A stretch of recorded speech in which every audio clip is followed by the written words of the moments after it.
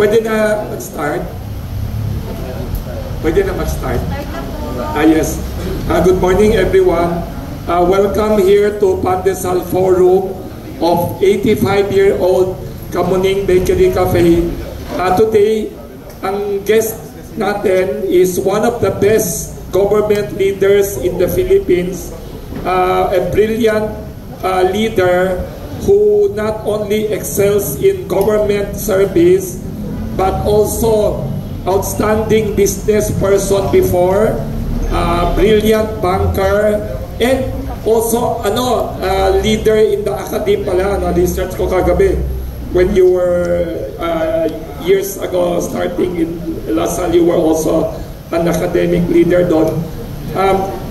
It's an honor to welcome Batangas Governor Dodo Mandanas kasi because of Governor Dodo Mandanas, narinig ko, and I will later ask along with the media, na halos dumoble ang budget of all the local government units nationwide, whether province, city, town, because of the effort of Governor Dodo Mandanas sa Supreme Court.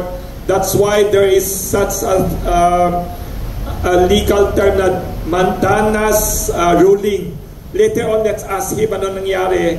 Tinalo niya ang national government in a court case sa Supreme Court, enlarging the budget of the LGUs para direct to the grassroots, ang public services faster.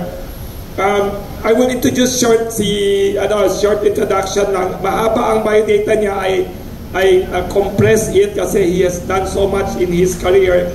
He is not just an outstanding governor of Batangas, third term. He is also former congressman of Batangas, successful businessman. Graduate siya nung De La Salle University, first honors, and nag-master's degree from University of the Philippines. And went into banking and private sector and business corporations.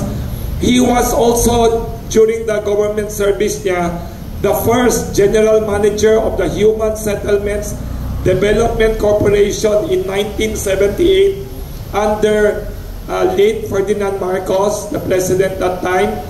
Then he also, later on we will elaborate and ask him more about yung connection niya to the Mandanas ruling of the Supreme Court regarding LGU's budget. This Mandanas ruling is a groundbreaking Supreme Court decision which highlights Governor Dodo Mandanas' unwavering commitment to empowering LGUs or local governments in the Philippines. Later on, i-explain niya, magtanong tayo, plus other national issues. Based on research namin, the government budget this year is 5.768 trillion pesos. Let us ask him later on, gaano kalaki ang share ng LGUs there. Let us welcome and ask Governor Mandanas to give us his opening statement. Anything you want to share, Governor Dodo Mandanas? Welcome here to Pandesal Forum.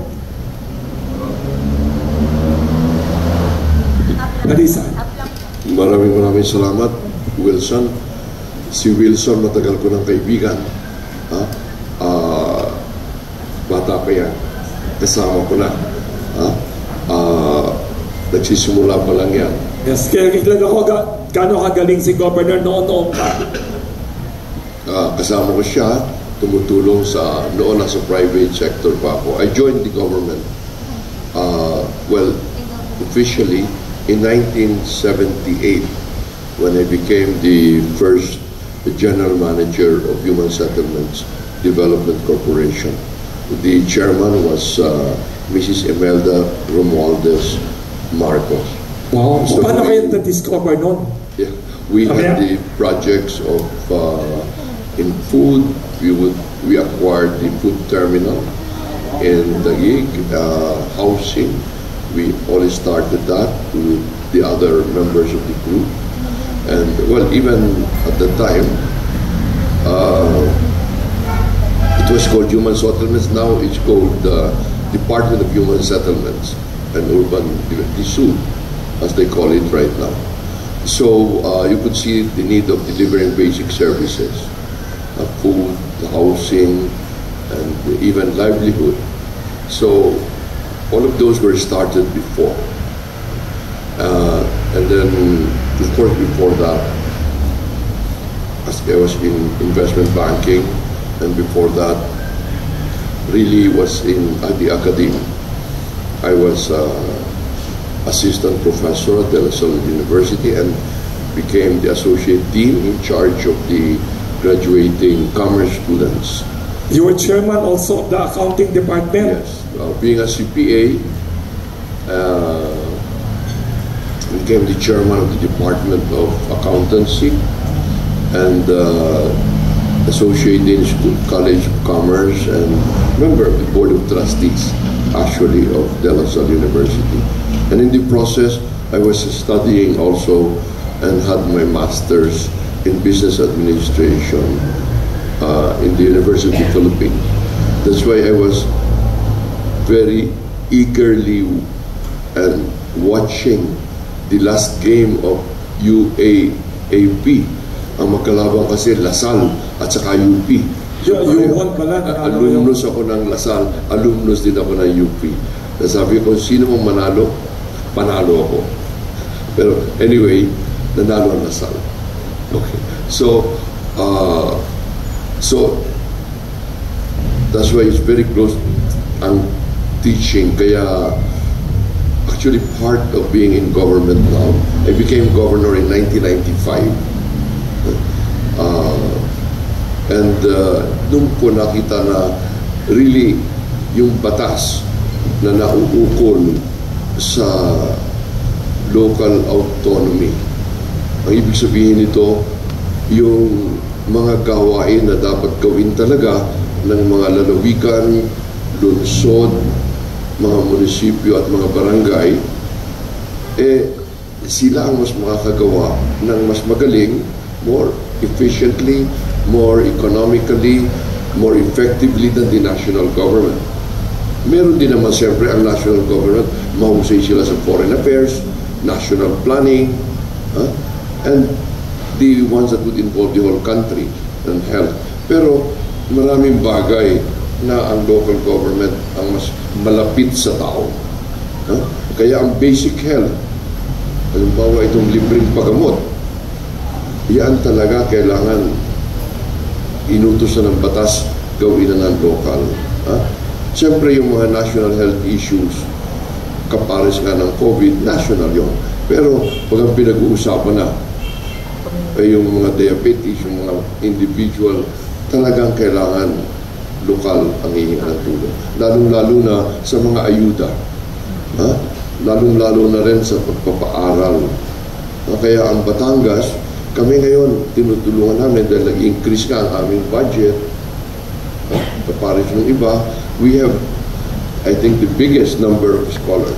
We have more than 45,000. Gano'ng kalaki ang increase of LGU budget because of your Batangas ruling? Nag-increase kami ng 2 billion. From originally kami mga 3.7. Ngayon kami 5.8. Wow. Ito naman hindi lang Batangas. Yes. Dahil dito, nung una pa akong naging governor, nakita ko na kaagad na ang national government hindi ibinibigay lahat na dapat makuha ng mga local government. Nag-i-issue sila ng mga circulars, mga memorandum. So, yun kaagad, sabi ko ipaglaban natin. Sa una ko palang pagsapi dito sa League of Provinces, nakita natin ito. So, pero sa totoong buhay, wala naman sumama sa akin. Noong panahon yun. Kaya solo-solo akong nagabla. Pero nung nanalo ka agad na nanalo ng 60 billion, which at that time our budget was only around 500 to 600 billion, kaya 10%, more or less. Noon, siyempre kasama ng lahat. So sumama na lahat. Yung final and executory ruling na talagang hindi pwedeng bawasan yan through circulars and all, lumabas 2004. That was my last term as governor. And really in recognition of President Gloria Macapagal Arroyo, so magaling talaga si pinaganap kaagad yun with Emilia Bonfodin. Magaling din yun. Pero dahil malaki at that time, yung more than 60 billion na hindi binigay ng past administration since 1995, hindi binigay, yun, kaagad ibinigay naman ni President Gloria. Pero because of the amount, we agreed that it will be given in installment, paiyakan, not to affect the national budget. So, ginawang 7 years to pay. Tapos pumunta na ako sa Congress at that time, naging member din ako ng Ways and Means. Ako ang naging chairman ako ng Ways and Means. Nakita ko na mas malaki pa ang hindi binibigay. Ang ibig sabihin nito, kasi nakalagay sa ating Constitution, sa Ligang Batas, that we should, the local government, because of the devolved functions, yung mga gawaing paglilingkod na mas magaling gawin ng local. Yun nga, sabi ko nga, halimbawa yung mga social welfare nang maibigay kung kanino. Hindi yung kung kanino binibigay. Agriculture. Nasa ganon yung mga fertilizer, hindi kapares ng mga nangyari na pati Metro Manila, pagkakadami-daming fertilizer na ibinigay. Kaya, yun dapat gawin ng local government para talagang more effective, more efficient, more economical. Pero hindi ibinibigay lahat ang kabahagi. Sa Constitution, nakalagay, local government units should receive their just share. Tapos, as determined by law. Noong una, ang kinikilalang batas, hanggang ngayon naman, yung Local Government Code of 1991, which was implemented in January. Simula pa noong January 1992, hindi na ibinibigay lahat. Kasi ang basihan dapat lahat na kung tawagin ay national internal revenue taxes. Ang ating taxes, maraming klase. But 80% of all the national taxes are called national internal revenue taxes. Yung mga yon, anong included doon? Nakalista rin sa batas. Yung ating income tax, yung ating VAT, yung ating mga percentage tax, excise tax, estate tax, basta nakalista lahat, documentary stamps, nakalista ron. Pero ang ginagawa ng national government, hindi isinasamang lahat. Ang hindi na isasama from 20 to 25%. Kaya hirap na hirap, governor ako kaya alam, na makapaglingkod kami ng sapat, mapaabot ang sa mga nagugutom, sa mga walang trabaho. Pagka nagkakaroon pa ng sakuna, kaagad na ibibigay. Ay, layo-layo ng national government. Bago makaabot siya sa local, ang tagal. Kaagad, kaya dapat ibigay ang kabahagi. So, noong pa sa Congress, nagpas na ako ng mga resolusyon, ipinaglabang ko na yan. Pero ang nangyari, tinanggal pa ako as chairman ng administrasyon. Sabi ko, bakit ito? Ito tama, nakalagay dyan. But tinanggal ako as chairman. Kaya nung tinanggal ako, nag-file ulit ako sa Supreme Court ng kaso. Paano kayo nanalo? Legally kasi tama kayo. Dahil napakaliwanag. Bakit nanalo? Maliwanag naman sa batas na ito ang basihan. Okay, maliwanag din kung ano yung percentage. So, at inaamin naman nila na talagang gusto lamang bawasan. But sabi ko, yan, technical malversation ang tawag dyan. Ito, direct to the provinces and rural areas na nawawala yung budget. Oo. At how many years na yan? How many years na yan? Simula pa noong 1992. So kung di ninyo final yung case, tuloy-tuloy yan, all these mistakes. Of course. Oo. Galing. Oo. Nung una kong nagabla, wala akong kasama kahit. Yung padalwa naman. Oo. Wala akong kasamang governor, pero nakadalawa akong mayor. At saka nakawalo ata akong barangay. Later nung panalo na kayo, andyan na lahat sila? Of course. Pero 1 year after, yung dati kong kaklase sa Lasal, governor naman siya ng Bataan.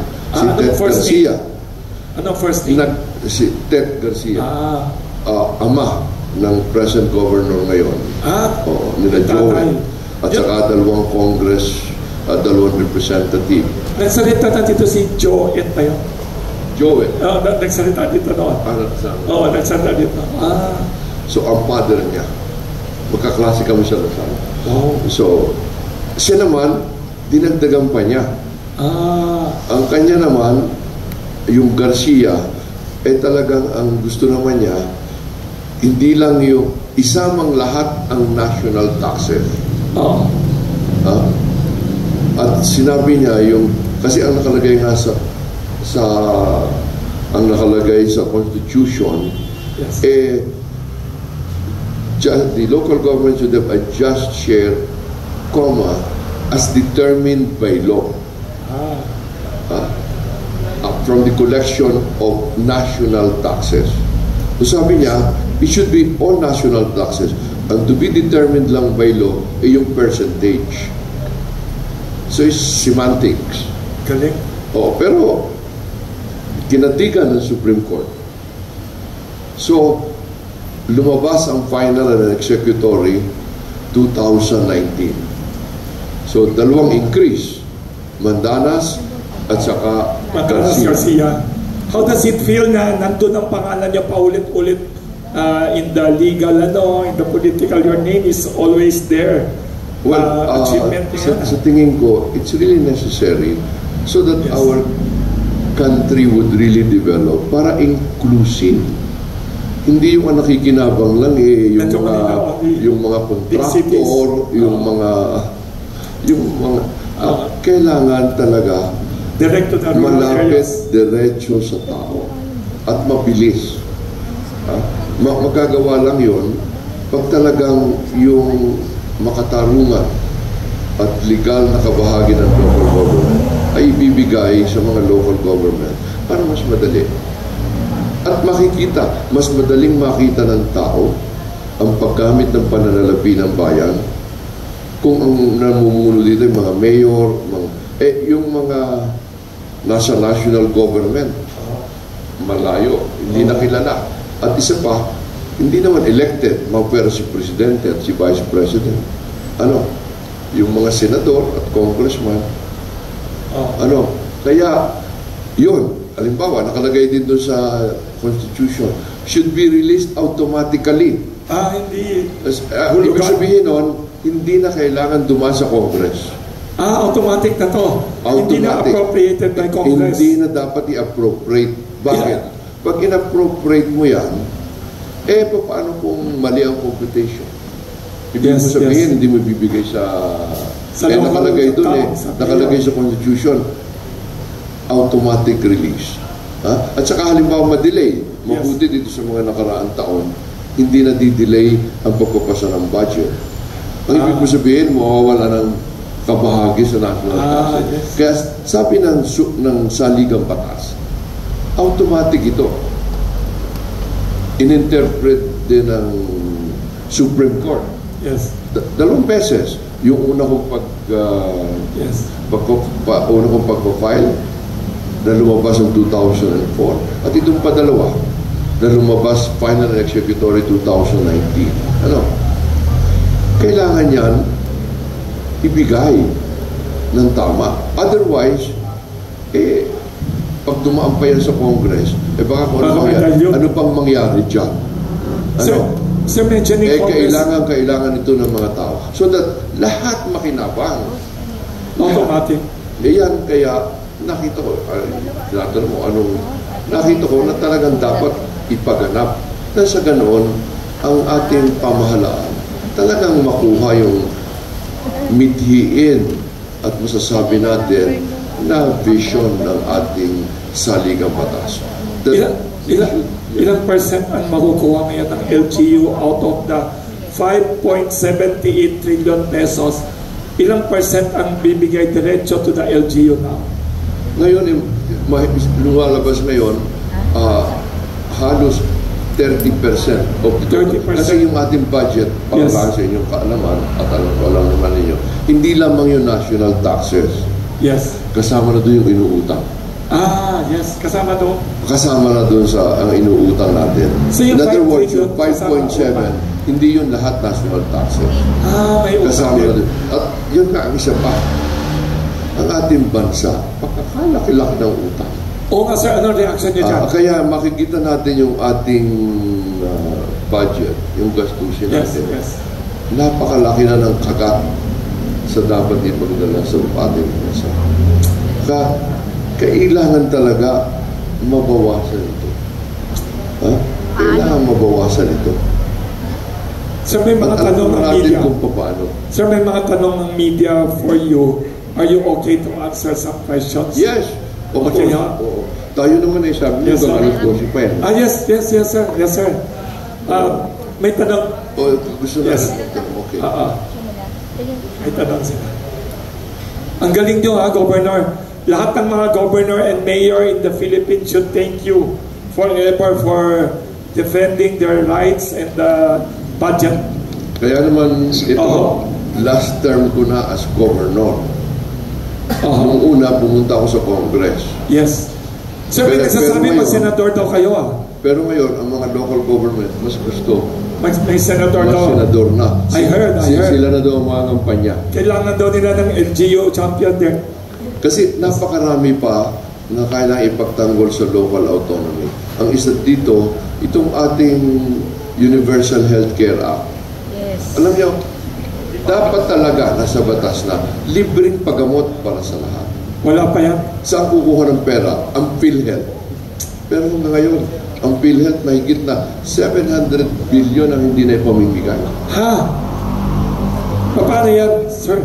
Ibig ko sabihin, Ay utang pa. may nakalagay dyan, kailangan ang ating Department of Health.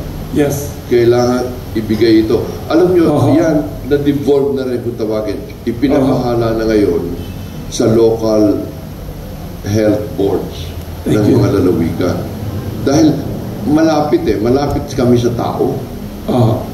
Kaya alam namin, malapit kami sa mga ospital, so yun, hindi pa nagagawa. Yung PAGCOR at saka ang ating PCSO, nakalagay din sa batas. Batas na ito Yes, nakalahati. Dapat sa inyo. Ibigay sa mga local health board. Hindi pa rin ginagawa. Wala pa. Yung batas ipinasa 2018. Totoo, nagkaroon COVID. Siyempre, okay, next 3 years, wala nangyari. Pero ngayon, 2004 na. Wala pa. May tanong, sir, si... Good morning, Dom. It's Hero from Radyo Pilipinas. Muna, congrats sa Mandanas ruling mo. Matagal yung laban, di ba? Pero, way back 2022, isa kayo sa mga nag-endorso sa tandem ng Marcos Duterte. Di mo ba? Isa kayo sa mga nag-endorso. Kayo ako na.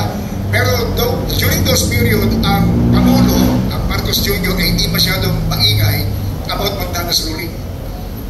Well, sa totoo lang, ang kauna-unahang nagpauso nung campaign ng yung bang mass attendance, alam naman nyo sa Batangas nag-umpisa yun.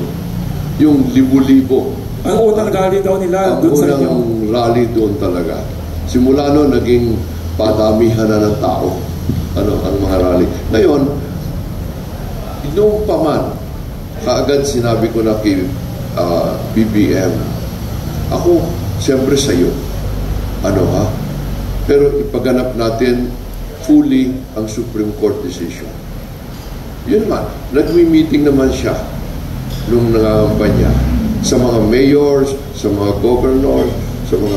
Nandito naman ako. Sabi niya, ipagaganap. Okay. Dati may binabanggit doon na dapat magbayad ng national government ng around 500 M yata, no? Sa LGU. Dapat pa ba itong singilin na andyan naman na ang Mandanas Ruling? Sa totoo lang ngayon, malaki pa ang sisingilin. Utang pa May sa utang pa. LGUs. Hindi pa lubusang ipinagaganap ang Supreme Court decision. Pero hindi pwedeng hindi, di ba? They should implement it. Illegal na yun. Tayo ay bansa na sumusunod sa batas. Kaya talagang dapat ipaganap. Dapat ipaganap. Nang sa ganoon, tayo ay tunay na umunlad. At lahat sabi nga namin sa Batangas, lahat ay mamantikaan, makinabang. Hindi yung iilan lamang para dumami ang trabaho, para libreng paggamot, para talagang makapag-aral ang lahat. Meron pa tayong kung tawagin universal higher education, na libre pag pumasok ka sa mga government school. Ipaganap natin ito na tayo ay naiiwanan. Tayo ay naiiwanan. Paano yun kung meron pang utang ang government, tapos hindi pa klaro yung hatian ng function ng national sa LGU, hindi pa magkakaroon ng problema? Alam mo, sa totoo lang, klaro ito. Simula pa noong 1992. Klaro. Ang problema natin, pagpapaganap. Pagpapaganap. Ito lang sa budget. Sinabi na ng Supreme Court, huwag niyong isasama sa appropriation. Simula pa noong 2004, sinasabi ko na sa kanila, huwag niyong isasama sa appropriation. Hindi niyo dapat take opinion sa Congress.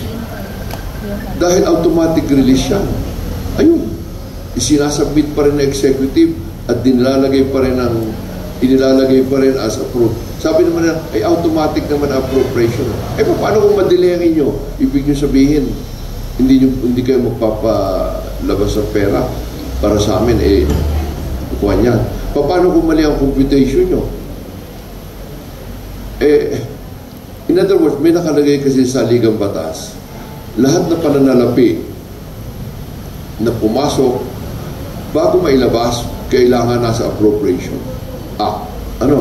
Na-approve ng Congress, pirmado ng Presidente.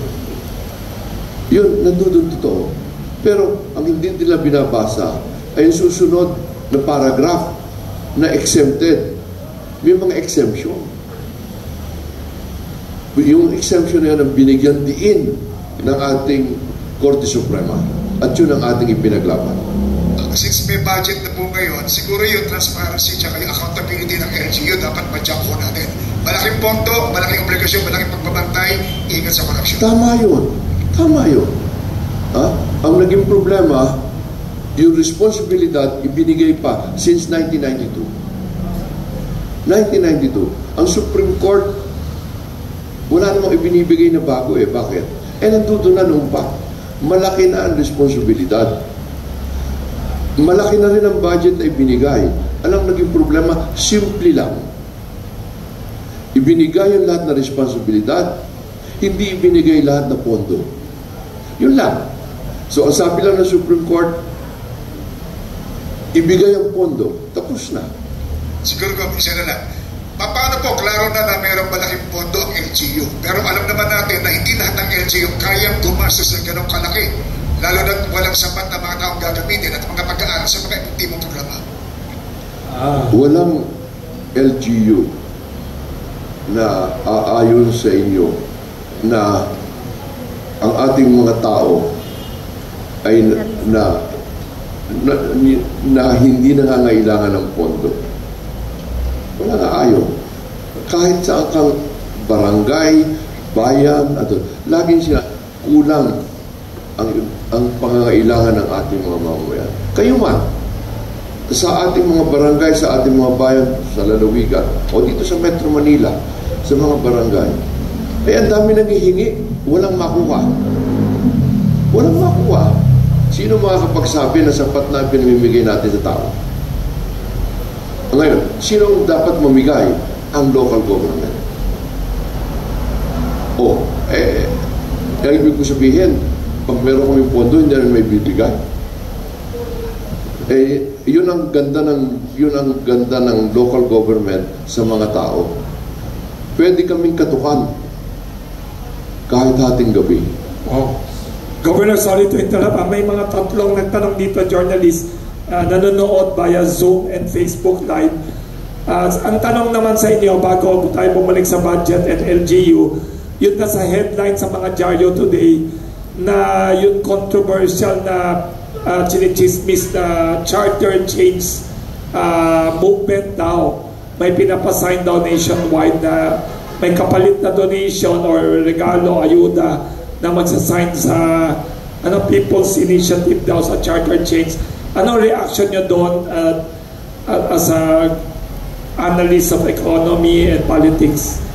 What is your stand about the controversial charter change?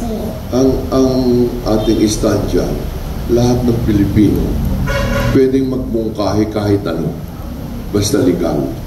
At But yung process should be legal. Oo. Yung iba gusto magmungkahi palitan. Yung iba, ang mungkahi nila huwag palitan.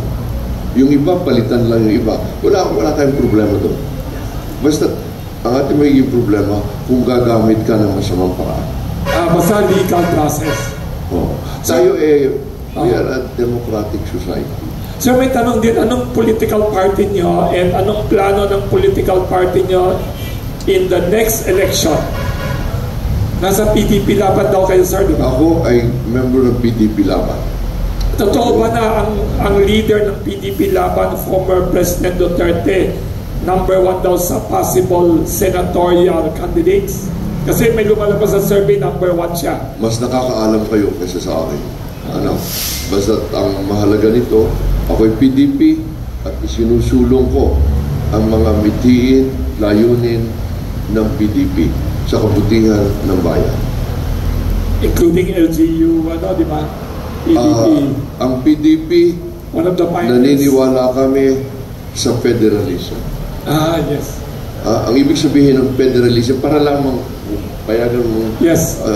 Ang federalism, ang ibig sabihin, merong isang central government na humaharap sa suliraning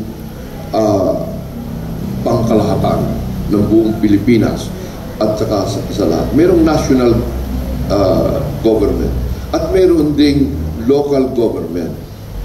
Yun ang ibig sabihin ng federalism. Na kinikilala ang mga local government na katulong ng central government. Yun ang opposite doon sa federalism ay yung isa lang ang may control, centralized. Centralized. Yun ang kakontra ng federal. Walang kinikilala yun, basta kami ang in-charge sa lahat. Ang pondo lahat nasa amin.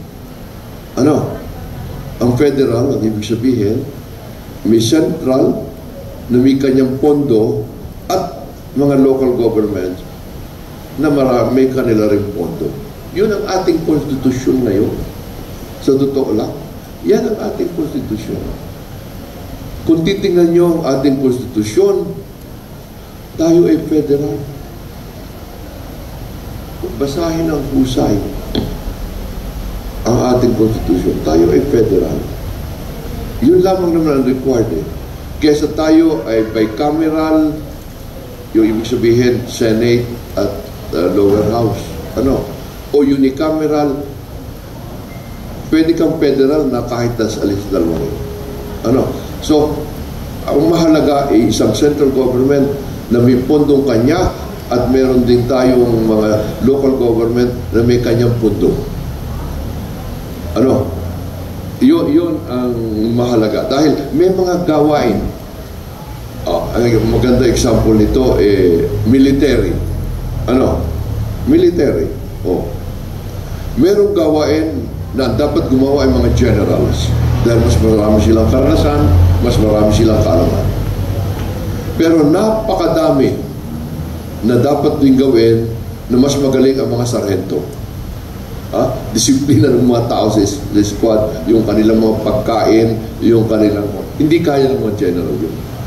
Yun ang ibig sabihin ng principle of subsidiarity at local autonomy dumating sa politika.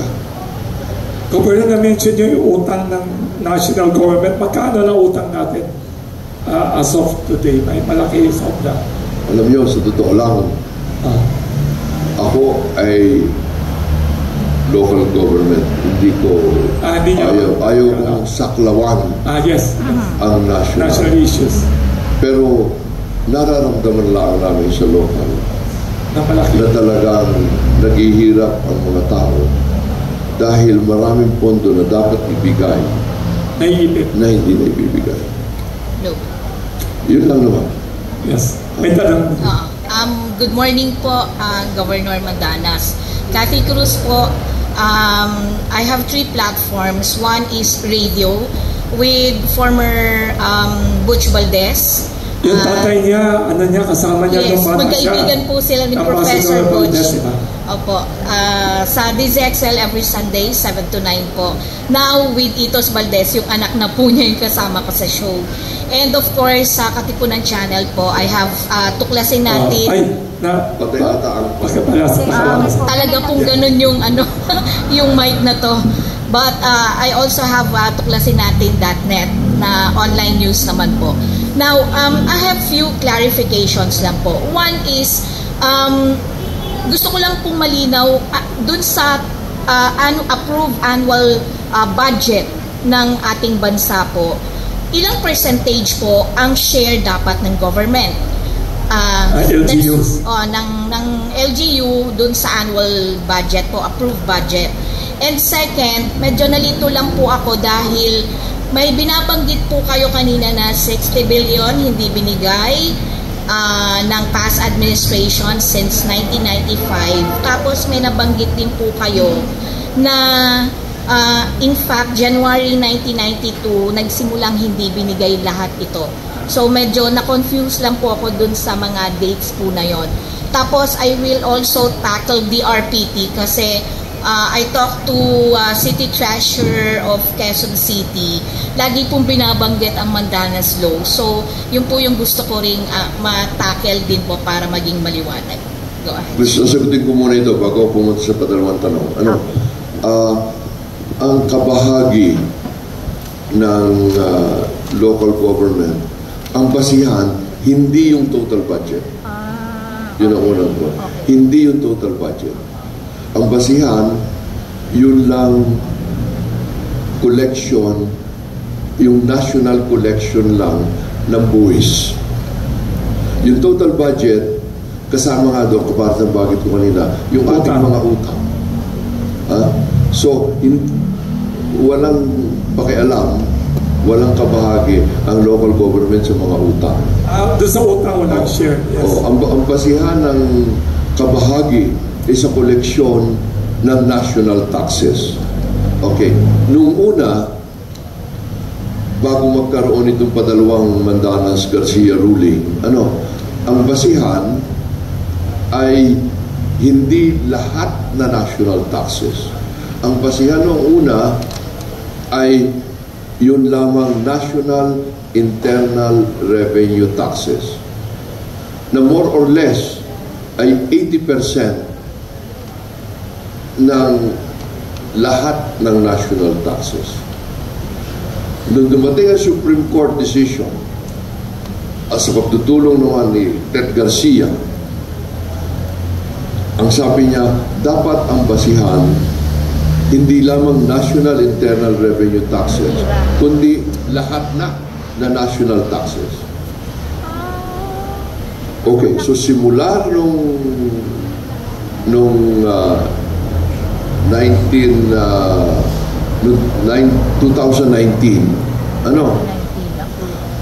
nag-decide ng Supreme Court yun ang basihan. So simula 2019, ang basihan na lahat ng national taxes. So yun ang basihan ng kabahagi ng local government. Hindi lahat ng national taxes. Okay, klaro na po yun at least. Tanong ko lang po, retroactive po ba to? from the day one na na-approve yung local government o after lang ng 2019 Supreme Court final and executory decision? Okay, kaya simula ng 2019, pinalitan na ang local government code. Inalis na kasi nung Supreme Court, alam naman nyo, yan gumagawa rin ng batas. So, inamendahan na yun. At gusto ko lang bigyan din, ang ating konstitusyon, was approved in 1987. Okay? Nakalagay nga doon, ang share ng local government would be limited by the law. Yung law, lumabas 1991. But effective 1992. At sabi ng batas noon, ang basis, dahil sabi ng konstitusyon, local government should have share, as determined by law. So, noong 1991, dinetermine ng law, which is local government. Ang basihan nito ngayon, yung determined by law, national internal revenue taxes lamang. Kasi it should be national as determined by law from the collection of national taxes. Okay? So, yun. Pasensya na kayo. At ako paulit-ulit at ako talagang guro hanggang ngayon. Saka accounting expert kayo. Accounting expert. Oo. So, maliwanag na maliwanag. Hindi naman ito, you don't have to be a genius. Marunong ka na lang bumasa. At may intensyon kang sundin ang batas. Kaya nakita ko, simula pa noong 1992, hindi sinasamang lahat ang National Internal Revenue Taxes na basihan. So kailangan pa kayo makolekta? Kaya may collection pa tayo. Up to now? Up to now. Yun po yung sinasabi nyo kanina na payable in 7 years. Yes. Tama po ba? Binabayad naman. Yung una kong nakita, binayaran ni Gloria Macapagal-Arroyo. Opo. Itong padalwa kong nakita, hindi pa binabayaran. Pero lahat po ng LGU may ganito within 7 years po nababayaran sa inyo? Yeah, itong ating konstitusyon at saka local government code, ito ay sakop lahat ng LGU. Okay. Lahat ng barangay, lahat ng municipality, lahat na lungsod, including mga lungsod sa Metro Manila. Lahat. Paglilinaw na lang po. Lahat na lalawigan. Opo. Anong particular na agency? Is it DBM po ba ang pumipigil na ibigay ang dapat na automatiko budget? Automatic release. Oo, automatic release. DBM po ba ang pumipigil? Oo. Hindi na kailangan dumaan sa Congress. Hindi na kailangan isubmit ng executive sa Congress ang kabahagi ng local government. Maliwanag sa konstitusyon. Niliwanag pa ulit ng Supreme Court. Simula pa nung unang kong kaso. Sinabi na yun. Pero hanggang ngayon, hindi pa ginagawa. Last na lang po, pwede po ba ma-disclose nyo kung sino-sino pong city mayors or municipal mayors ang sumama na sa inyo dito sa Mandanas ruling na sumuporta na po sa inyo? Lahat naman sila. Lahat nakikinabang. Kaya lahat suportado. Wala naman tayo. Ang ating gustong suportahan ay ang batas. Hindi naman si Governor Toto Mandanas. Ang gusto nating suportahan yung batas. Sapagkat yung batas, ito ang nakakatulong sa lahat. Yun ang gusto natin. Sa totoo lang, ang Supreme Court ginawa pagkabagong interpretasyon, kailangan hindi retroactive, kailangan prospective. Kaya yung bahagi, yung new interpretation, na kasamang lahat ang national taxes, it's a new interpretation of the Constitution. Sang-ayon ako sa Supreme Court na ito dapat prospective. Pero yung Mandanas case, yun sa akin, collection case lang yun. Collection lang. Dahil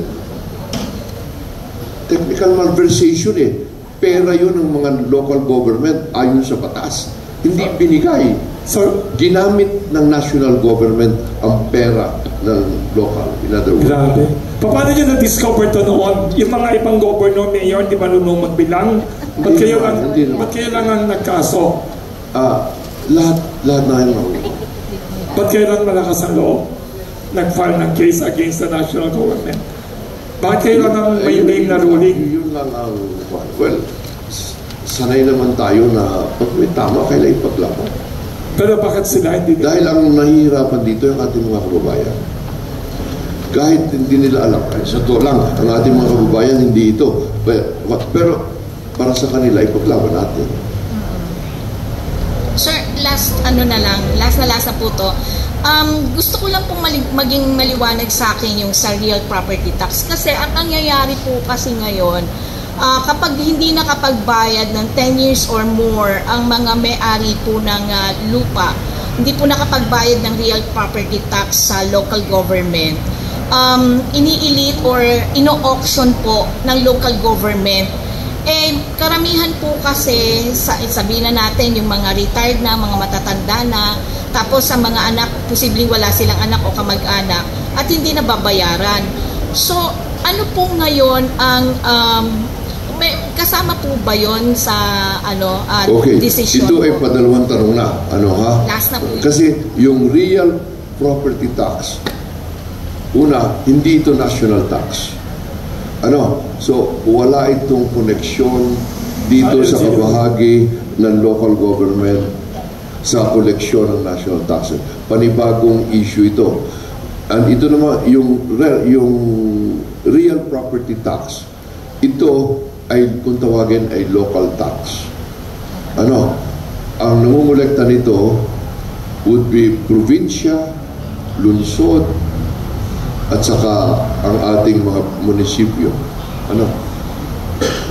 So, ito naman, nakalagay sa local government code. So, ako bilang governor, namumuno sa isang lalawigan, ng Batangas, sumusunod naman kami sa local government code. Kaya kung ano sinasabi doon, sinusunod na lang namin. Ngayon, nakalagay doon, tama siya. Pag hindi ka nakabayad, kukunin niya ng gobyerno. Bahagi yun ng batas. Yun ay local na yun.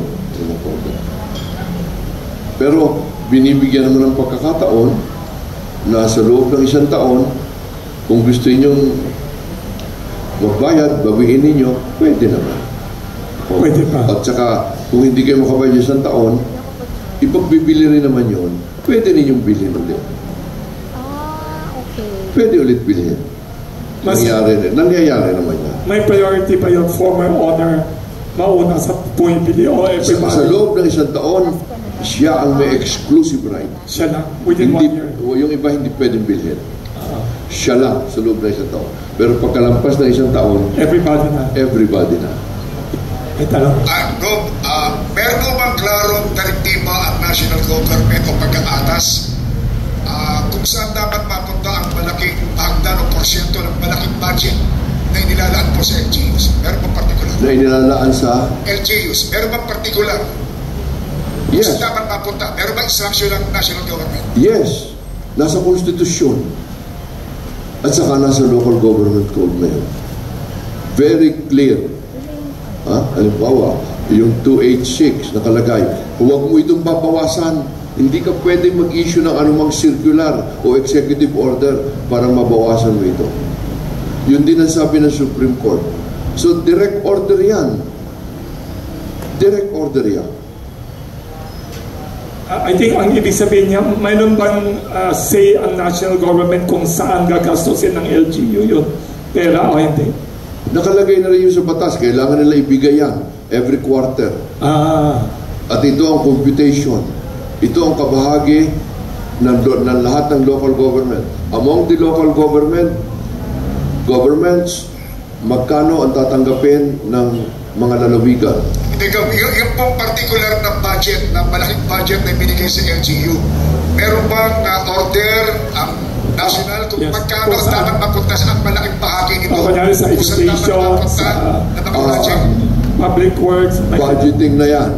Yun naman ipinamamahala na sa local, kaya autonomy. Kasi ang pangangailangan ng isang bayan o isang lalawigan, halimbawa ng Batangas, kakaiba ang pangangailangan namin kaysa pangangailangan ng Davao Oriental. So, iba kaya ang budgeting, kami ang mamahala, hindi ang national government. Pero ang national government, dahil ang local government code, nagsasabi din na halimbawa, kailangan 20% ng inyong tinanggap, gamitin naman yun for infra. Ano? In other words, huwag naman yung ibigay lahat na ayuda. Gamitin nyo sa infra. Ano? Yun, sinasabi, hindi marunong gumamit ang local ng ganon. Ibig ko sabihin, hindi kami, yung infra, kasama na dyan, yung mga farm to market road at saka nga ganon. So, mahirap sabihin na hindi nagagamit. Sinasabi, hindi namin kayang gamitin. Paano ba naman mangyayari yun? Siyempre, yes, itinanong rin sa akin, bakit kayo meron kong hindi ginagamit? Dahil, alam nyo, sa pagpapaganap ng mga programa, kapares din ang national, kumisan, nagkakabulilyaso yung mga kontraktor. Bakit namin babayaran yun? May bulilyaso. Yun ang ibig ko sabihin ng what? Hindi ka... Yun rin mo po sa Media House Express na sa Mabuhay News Online. Yung po sa pinag-uutos ng Supreme Court na 60 billion na ipamamahagi sa LGUs, magkano na po yung naibigay at meron po bang time frame para ibigay yung 60 billion? Ito, bahagi, yung 50 halimbawa, kami, ang kabahagi namin ganito, sa local, 3 billion, halimbawa lang, or 4 billion. Paano gagamitin yon? Depende na yun sa amin. Sa pangangailangan na lalawigan ng Batangas. Kami, minamahalaga ko ang pagtulong sa mga may sakit. Binagyan ko ng kalahating bilyon.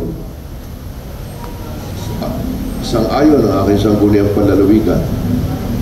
Yun ang parang congress namin.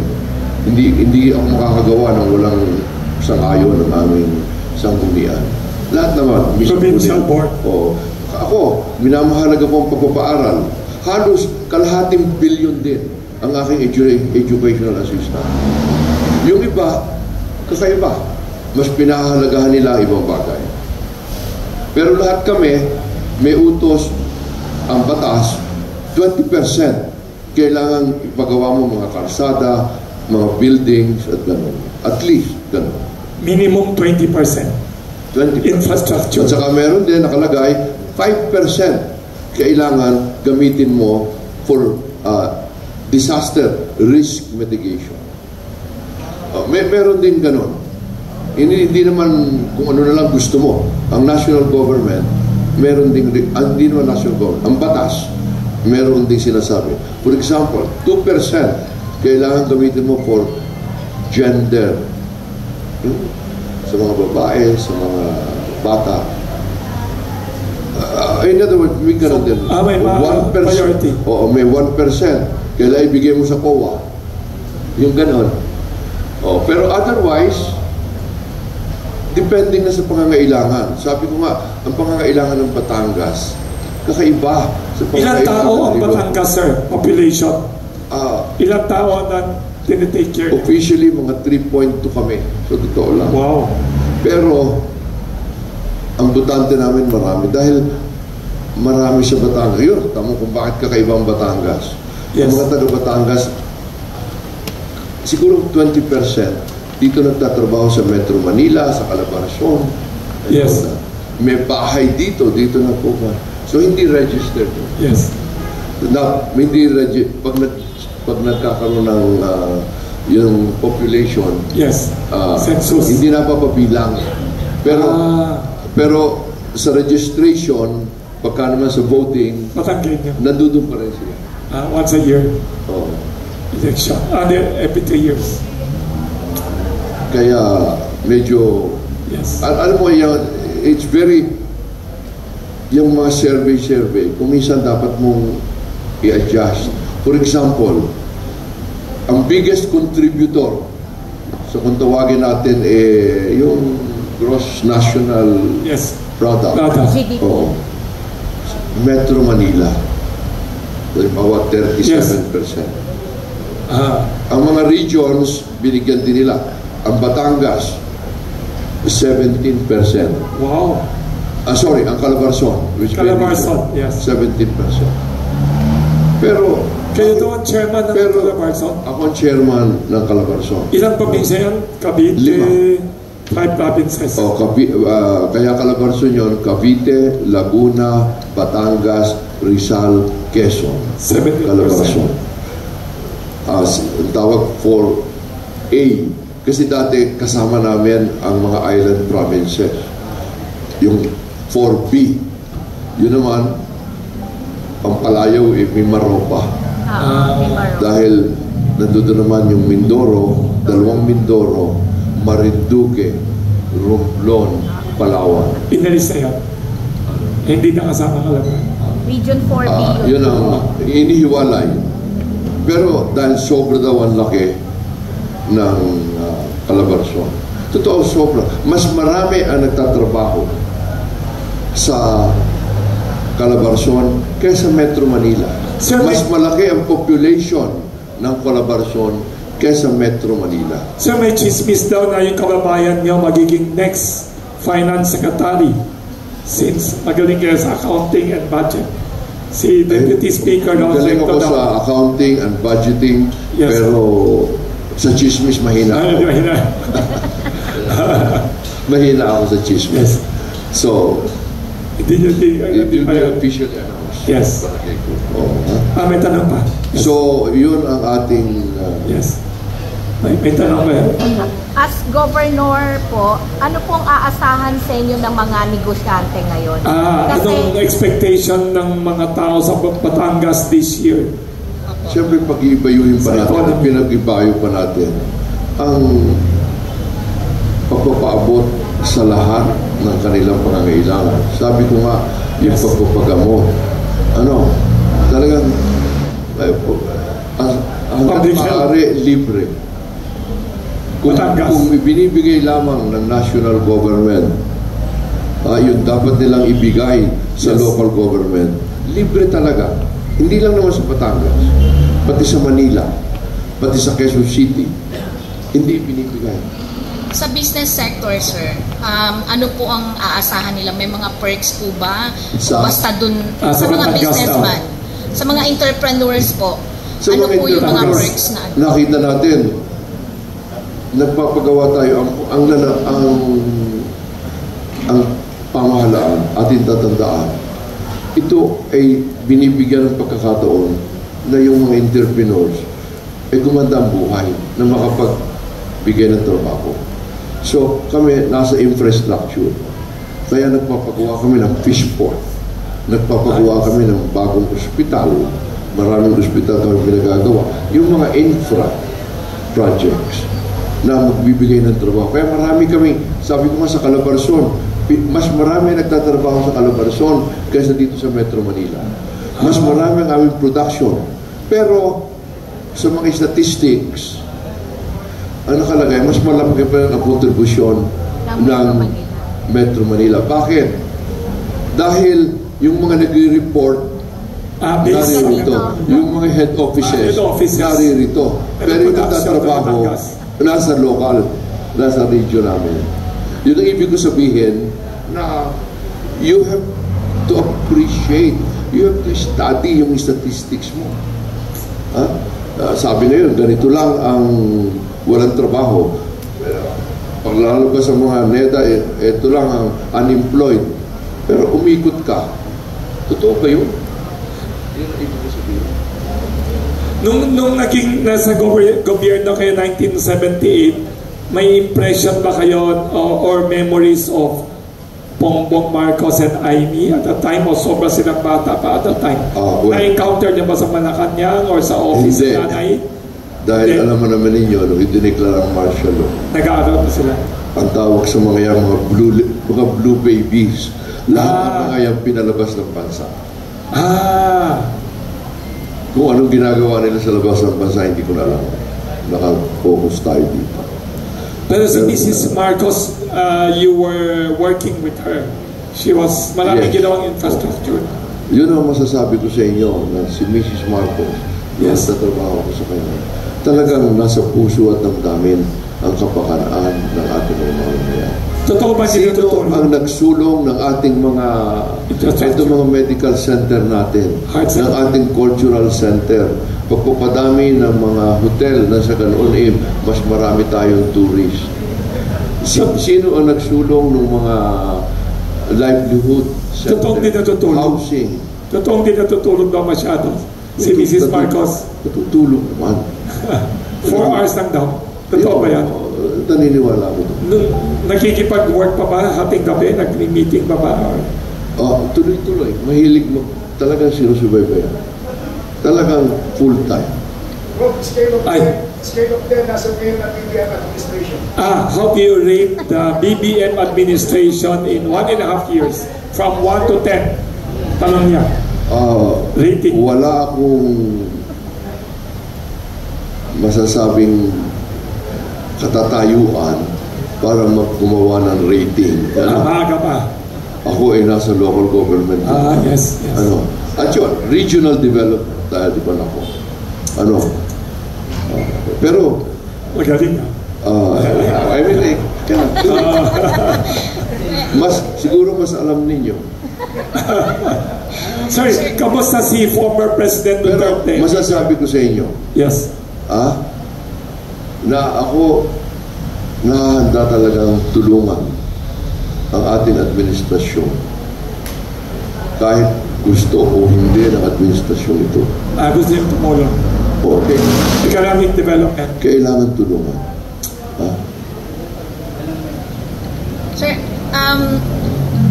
sa pagpapaunlad po ng buong Batangas, hindi po ba mako-compromise naman ang agriculture sector sa inyong probinsya? Kasi naalala ko po etong Cavite yata yun, yung kay Rebilla, Lani Mercado po, naubos na po yata lahat ng kanilang agricultural lands dahil naging commercial na po. So isa yun sa naging po ngayon sa lugar niya. So in terms of Batangas, hindi naman po ba mako-compromise at kumusta po ang estado ng agriculture ang Batangas or tourism? Ang ating iisipin talaga, lahat tayo iisa. Para tayong halimbawa, katawan ng tao. Merong ulo, merong kamay, may puso, meron ding puwit. Lahat may kanya-kanyang tungkulin. Na pag nawala yung isa, apektadong lahat. Hindi pwedeng, halimbawa, ang Batangas, sabi mo nga, kami, we only produce 20% of the rice that we eat. Umaasa Batangas produce 20%. Kami pinakamarami na feed mill dahil kami ang pinakamalaking production ng baboy, ng itlog, ng manok. Manok naman. Kayo biggest feed mill din? Kami ang pinakamaraming manok ngayon na pinuproduce. Wow. Batangas. Sa mga lalawigan. Yes. Kami, wala ako. Kaya kami ang pinakamaraming feed mills. Pati na yung sa mga isda. Anong pinaka nagaling sa Taal Lake. Yes. Pero sa feeds, sa corn, yes, 5% lang kami. Kailangan tayong magtulungan.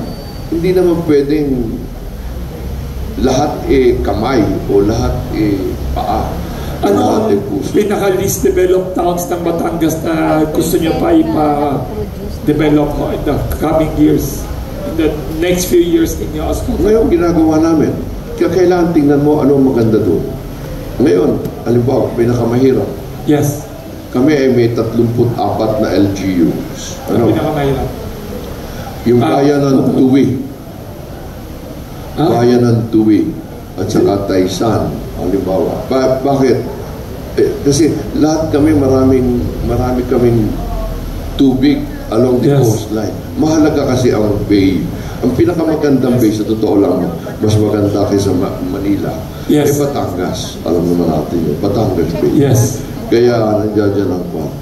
Parang ginagawa na ang Batangas ASF free, credit free. After hindi siya, yan yung problema nila. O bakit sila may problema? Batangas daw, wala daw ASF. Siyempre sa Tigris. Sumusunod kami sa batas. Dahil yung national issue yan eh. So, nagpapalabas ang DA pag national issue. So, sumusunod kami. Yun lang naman eh. Yun, bayan ng Cuenca. Sumusunod kami. May mga nagagalit, siyempre, pero pasensya na lang. Dahil ang iniisip natin yung kabuuan ng buong Pilipinas. Ano? Yun ang mahalaga. Yung kabuuan ng Pilipinas. Kaya ako, ganun din ang paniniwala ko. I mean, maraming bagay na mas magaling ang Ilocos kaysa sa Batangas. O mas magaling ang Bataan kaysa Batangas. At kailangan natin yan dahil sa tourism, number 1, Cebu. Yes. Padalwa lang. Dahil napakadami nila talaga, nasa sentro sila eh. So lahat nadaan doon. Kamusta ang rank niya sa tourism? Kamusta ang rank ng Batangas sa tourism? Okay kami, number 2 kami sa tourism. Number 2. Pero ibang klaseng tourism. Kaya ang tourism, isa yan sa mga activities na devolved. Yung ibig sabihin, bahala ang mga local government. Dahil ang tourism is, we want to share our culture, our blessing, our tradition. Yun ang tourism eh. Magkakaiba. Ang attraction ng Boracay, iba sa attraction ng Batangas eh. O iba sa attraction ng Metro Manila. So kailangan talaga i-devolve yan. Governor, anong top 5 attractions of Batangas for tourists? Whether Metro Manila or foreign tourists na you would encourage? Sa amin talaga what we want to share. Well, number 1, yung culture ng mga tao. Yes. Anong mga lugar? In terms of facility. Or anong Siyempre, mga lugar? along the Verde Island Passage. Number 1. Kaya yung parang sa scuba diving, beaches, resorts, ganun talaga. Yes. Number 2, noted kami sa religious tourism. Yes. You have the biggest. Yes.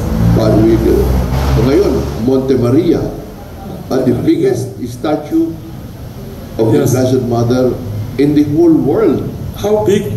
Parang yung ating Verde Island Passage is the biggest concentration of marine lives all over the world. Talo natin ang Australia, talo natin ang... Pero hindi binibigyan ng sapat na... Pero ngayon nakikita na. Yes. How big is the Virgin Mary statue? Kano kataas? It's 98 meters. Mas taller than the Statue of Liberty. Wow! 98 meters. Taller than... At saka yung laki, siguro triple ng Statue of Liberty. Wow! May 3 elevator. At saka libre naman. Pumunta kayo doon, libre naman. It's a non-profit. Ipakita lang natin na talagang napakagaganda na nakuha natin sa ating bansa. Tayo talagang dapat taas noo kahit kanino Pilipino. So ito number 1. Number 2, do you want to add a few more tourist spots na pinagmamalaki ng Batangas? Yes, marami pa tayong dapat ibahagi. Una, sa kapwa natin Pilipino. Padalwa, siyempre yung mga foreign. Pero mahalaga muna tayo. Domestic tourism. Dahil marami tayong bagay na mas magagaling sa buong mundo. Sa totoo lang. Marami may magmamalaki. Kaya, alam niyo, sabi namin sa Batangas, Yes. Mawala na ang aming yaman, huwag lamang ang aming yabang. Yung dignity natin. Yung dignity natin. Sir, sa back to politics, may nagte-text dito ng tanong journalist as watching via Zoom. Kamusta na daw ang PDP laban? Sino mga leaders ninyo sa PDP laban? Aside from kayo. Sa totoo lamang ako'y kasapi, pero umatid siya, active naman ako sa mga meeting. Siyempre, yes, muna si President Rodrigo Roa Duterte. Yes. Yan ang namumuna sa ang aming President. Yes.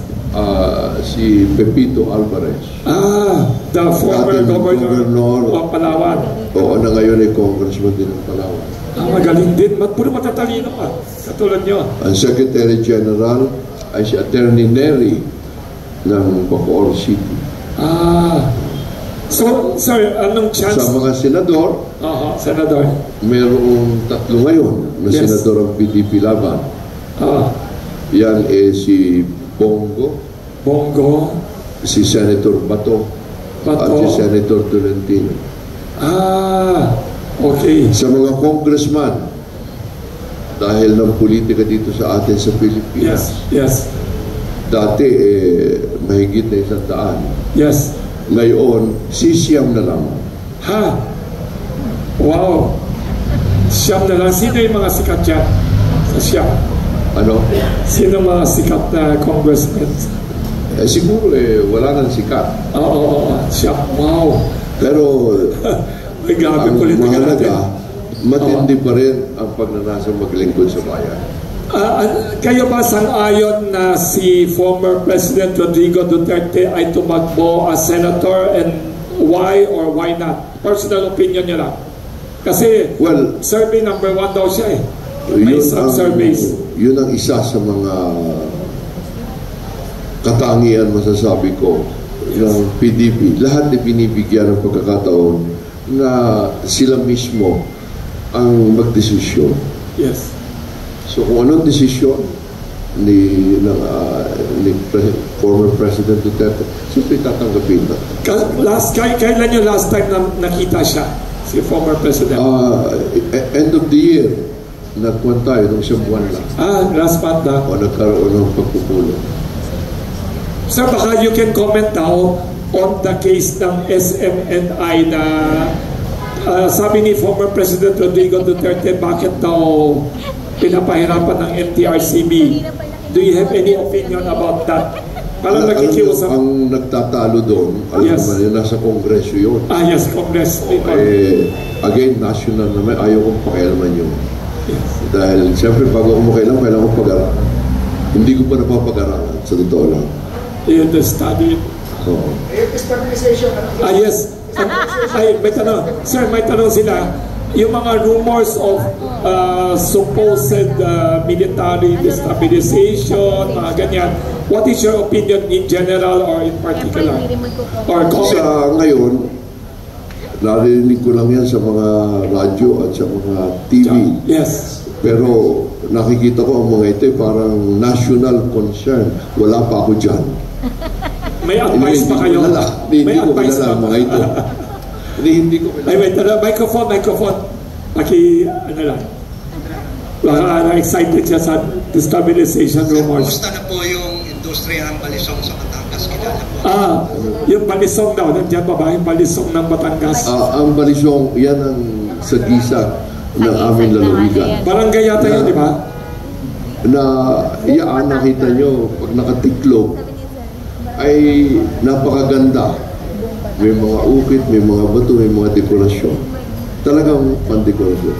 Pero pag inyong binuksan, kung sa kuwan pag kinakailangan na maklaban, makikita naman ninyong matikas at matulis at matalas. Kaya yan pa rin ang pinaka simbolo sa gisag ng mga Batanggenyo, ang balisong. Sir, na-mention niyo po, naging teacher din po kayo. Oo. Yes. Naging teacher sila sa college, sa De La Salle University. And paano niyo nabibigyan ng time yung panahon bilang ama ng ngayon, nagtuturo pa ba kayo? Hindi na. Sa ngayon, nagtuturo pa rin ako, pero bilang governor. Hindi na siya sa eskwelahan. Sa totoo lang, ang ating curator, ang nagtuturo sa inyo. Sa totoo lang. Sir, naabutan. Dahil, yung alimbawa, ito na lang ating Mandanas Garcia ruling. Kailangan ituro ko ito sa mga local government. Yes. Yun ang nakikinabang. Yes.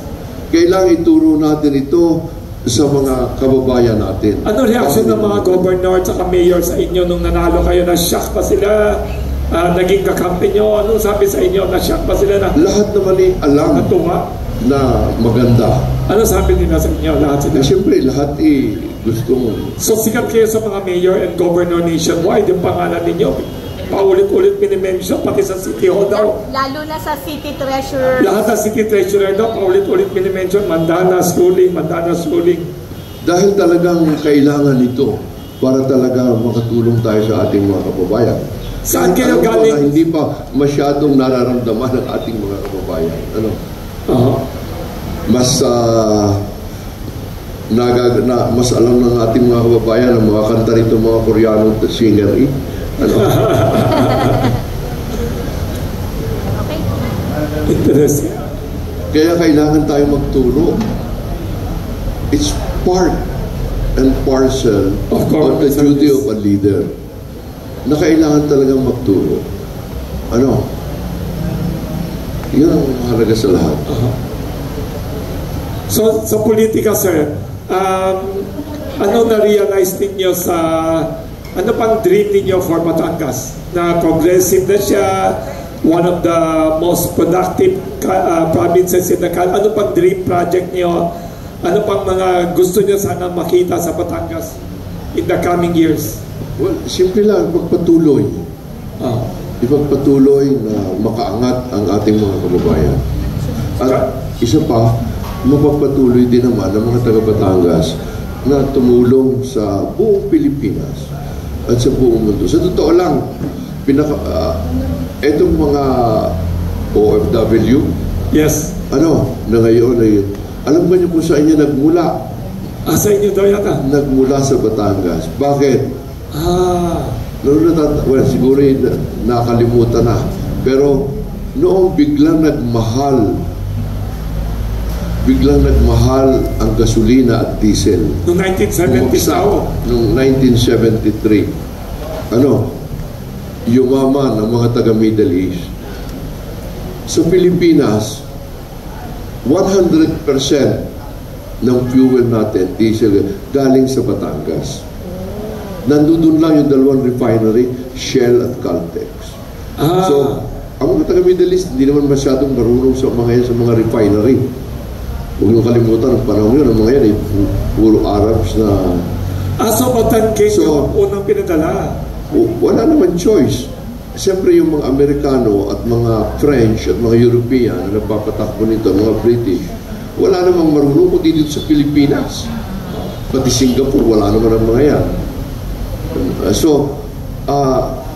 Yun, napapunta doon. Kaya noon, doon ang dumami. Pagkatapos, nadala na rin, yung pagdadala doon, siyempre may mga domestic na kasama na rin. Dumami na ng dumami. Kaya kami sa Batangas, ang dami naming overseas Filipino workers na engineers. Pati Europe daw, marami. May isang town daw sa Batangas, puro Italy daw. Mabini. Mabini yan. Kasi yung mga Italians, marami doon engineers. Mahusay na engineers ang mga Italians. Sir, about Camilon case, sir, na kung saan sumuko ng driver. Camilon case. Anong case? Yung kaso ni Camilon, sir, yung beauty pageant. Ay, oo. May isang Miss Philippines daw na pinatay yata sa Batangas. Kamusta na yung kaso daw ho? Camille daw pangalan.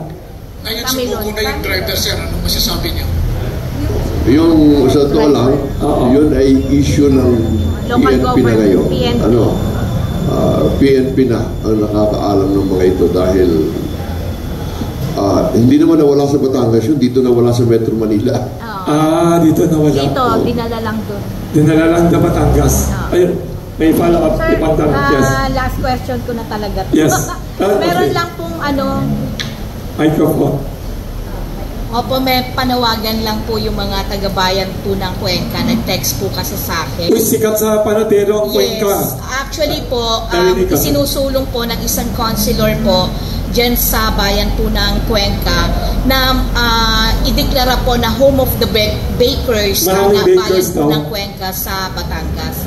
Ano po ang sana raw po masuportahan nyo rin po ang na madeklara po ang bayan po ng Cuenca na home of the bakers. May suggestion. Lahat ng bayan natin, siyempre sinusuportahan natin. Ano ang daing ng Cuenca? Kung pwede daw i-declare daw sila as home of the bakers daw. Mga panadero Pilipino. I-promote daw sila. Sa totoo lang, sabi ko nga sa inyo, ang mga taga Batangas, ang tawag namin ay layas. Yung bang we go anywhere where you would be able to generate revenue. Kaya dito na lang sa Metro Manila, pinakamarami na independent, yung hindi bahagi ng mga chain, taga Cuenca. Diyan ang gagana, yung mga bakeries dito. Yes. May daw. Pati yung binilhan mo nito, taga Cuenca siguro may-ari nito. Taga Laguna daw ito. Taga Laguna. Taga- Pero karamihan, nung narinig ko, puro Cuenca daw. Kaya yung Cuenca talaga, kung Sikat. meron tayong one product, one town, iyan talaga ang Cuenca. At deklarado. Sa totoo lang, ang Cuenca, Yes. meron ding kapares nito na Tinapayan. Tinapayan, yes. Tinapayan dito sa Metro Manila. Meron din sila every Sunday. Kahit Chico in the Chavez. media. Taga Cuenca pala. Dahil talagang taga Cuenca, pinakamaraming taga Cuenca ang naririto sa Metro Manila, ang ginagawa bakery. Pati Taal sa inyo yan, di ba sikat naman sa Barong yata? Ang Barong ba yan? Taal ba yan? Barong Tagalog. Totoo yan? Ang alitagtag nung una, yung sorbitero, wala na ngayon. Maraming sorbitero dito, kontrolado ang Saan sorbitero galing? ng mga taga. Saan ang taga-sorbetero? Alitagtag. Sorbetero? Oo, yung mga nagtitinda ng... Yes, kalsada, yes. Pero wala na ngayon noon. Noon. Wala Yung na. Taal, Barong. Ang Taal, Barong In mga heroes. Yes. Tsaka additional information na lang din, Gov. Kasi ang Tanawan, Batangas po in particular, nandyan din po ang pinakamalaking plantasyon po ng Lagundi. Pinakamalaking plantasyon po ng Lagundi na kung saan natatanging ang Pilipinas lang po ang klase ng Lagundi o species po ng Lagundi na nakakagamot po para po sa respiratory po, na nakatulong po talaga nationwide sa sa COVID-19. Galing. Marami kayong Sir, magandang ano pang hiling ninyo sa national government about budget? Meron pa ba kayong hinihintay ngayon aside from utang na kailangan bigay sa lahat ng LGUs? Meron ba kayong request sa national government na ibilis yun? Paglabas ng budget or anything? Ang hinihiling natin ay ipaganap lamang yung mga batas. Lalo na yung nauukol sa ang hindi mahirap tanggapin, nakikita ko, na national government, yung local government, malaking kabahagi ito ng executive branch. Ito ay bahagi ng pamahalaan na may ginagawang mga bagay na mas magaling gawin kaysa national. Ibig sabihin, hindi pwedeng gawing lahat ng national ang lahat ng bagay. Kaya kailangang mag-delegate, mag-evolve. Yun ang delegation. Yun ang ating hinihingi. At ito naman ay hindi lang para sa mga lokal. Ang ginagawa ng mga lokal ay isa para sa buong Pilipinas. Yun ang nakakalimutan na parang hiwalay. Hindi. Tayo ay hindi hiwalay ang local at national. Tayo kumbaga sa plato o bilao, yung local nasa pilao pa rin, nasa plato pa rin. Kaya nga lang, nakabukod. Yun ang sa Tagalog siguro yung autonomy. Nakabukod lang tayo, hindi tayo hiwalay. Hindi tayo hiwalay. Yun ang pinakamahalaga. Na ituturing na nagkakaisa tayo. At yun naman ang tema ng administrasyong ito. Kaya kasama ako sa administrasyong ito. Ang isinusulong yung pagkakaisa, yung pagsasama-sama. Sir, na-mention yung pagkakaisa. Anong comment nyo about yung President and Vice President? Magkasama pa ba? Magkakaisa pa ba? Or may mga balita sa politika na may konting? Sa tingin ko magkasama. Sa tingin nyo magkasama pa rin? Magkasama ang Presidente at ang Vice President ng Pilipinas. Magkasama. Ay, sige. Ano daw, may request daw ba kayo kay tanong ni Clarissa, may journalist nagsabi daw, anong panawagan ninyo kay Pangulong Bongbong Marcos bilang LGU leader? Tsaka sa DBM po. DBM in particular. To President Bongbong Marcos in particular, anong request nyo from the LGU side ng politics? Anong request nyo from the President? Ituring na tayo nagkakaisa at dapat magtulungan. Sir, sa DBM po, Department of Budget DBM, Department of Budget, hindi pala BBM. DBM, Department of Budget and Management, anong request niyo regarding release of budget, the schedule, anong request nyo sa Department of Budget Management?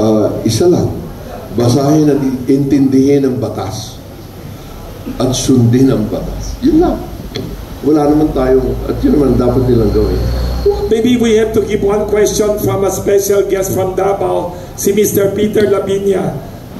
Isa sa magaling na leader ng Davao. Microphone, baka may tanong si Mr. Peter Labinia from Davao City. Wala. Sige. Thank you for joining us. May tanong pa yata? Wala na po. Okay na. Oo. Picture na yung coffee, yung tinapay.